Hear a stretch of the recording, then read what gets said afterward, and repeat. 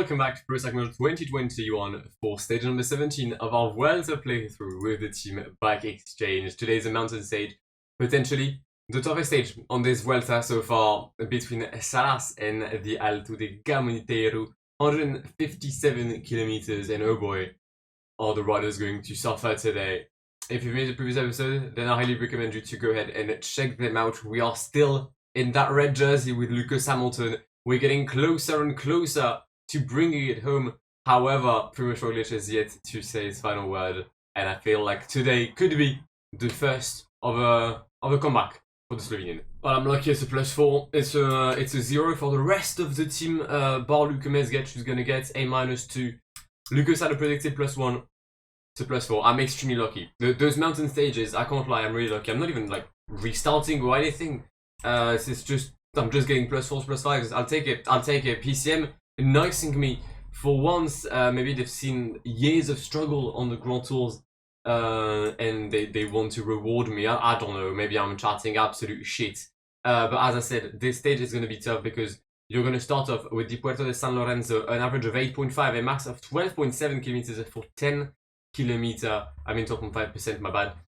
You'll then go to the Alto de la Cobertoria, 8.7 average, max of 12 for 7.7 kilometers. Then a small climb, Alto del Cordal, 7 kilometers, average of 6, max of 8.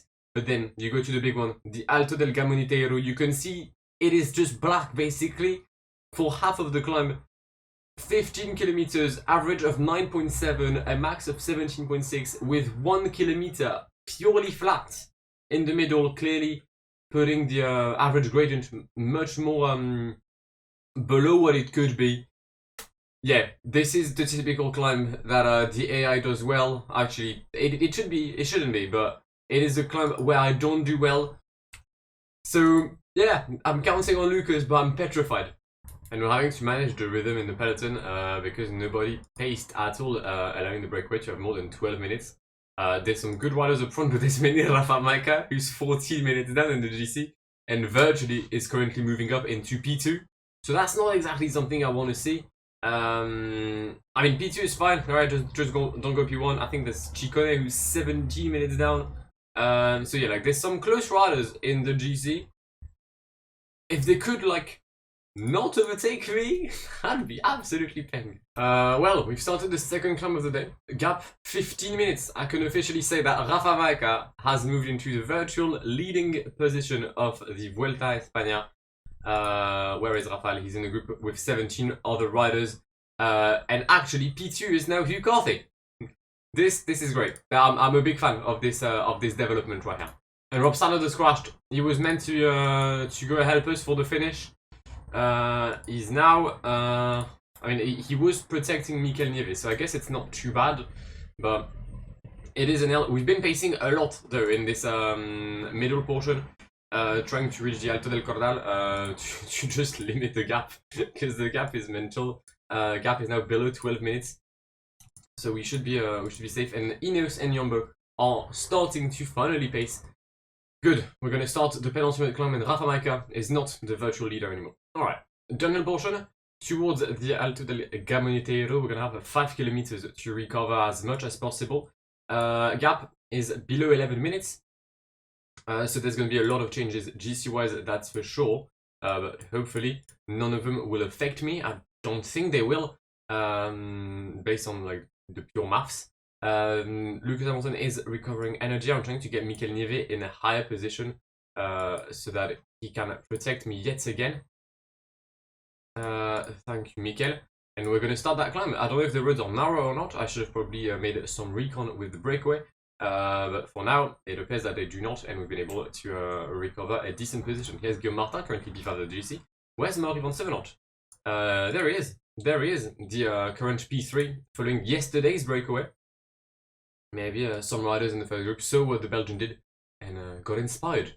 We're being quite heavily blocked right now, trying to just climb back up in the peloton.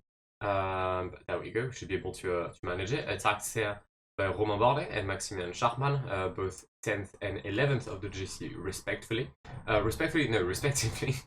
Attacked by Enric Mas, is P15, that's fine by me. Sepkus is still the one leading this group, 10k to go.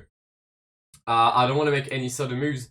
I just want to like gradually climb and make sure that well, we reach the summit with the first group, or if we don't with the first group, then at least close enough.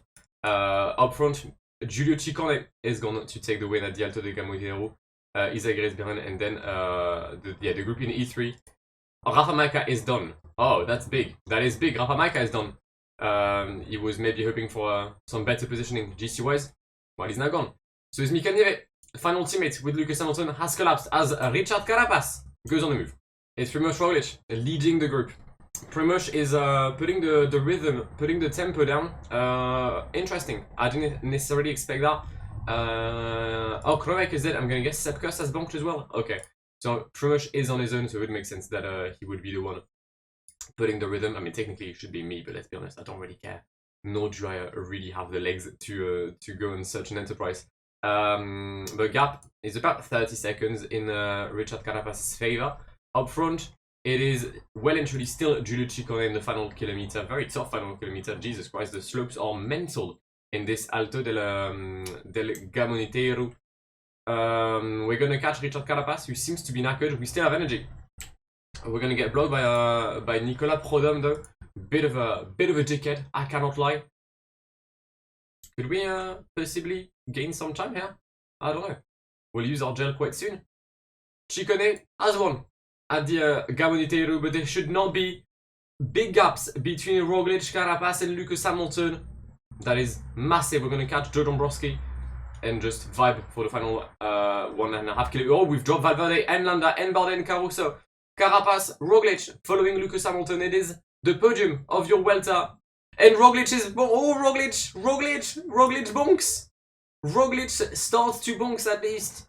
900 meters left. If Carapaz can sprint, I can't. Let's be honest. Lopez with a late sprint. Jesus, Miguel. Actually, no, Roglic has not bonked. Roglic took the pace and decided to like attack because funny.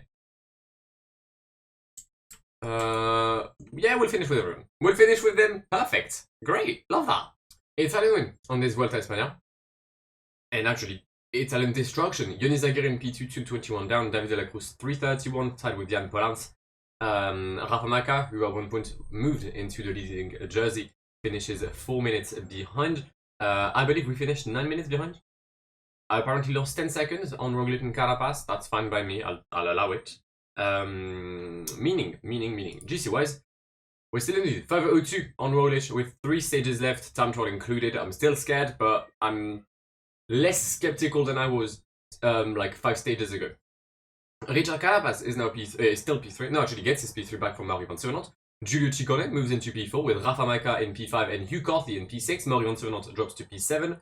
You've got then Damien Caruso, Rudy Mollard, and Guillaume Martin wrapping up the top 10. So the breakaways are really having fun on this Vuelta, just entering top 10s and leaving top 10s.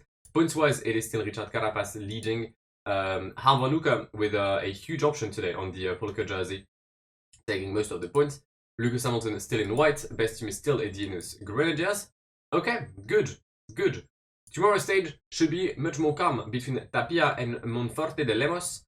It is a sprint stage.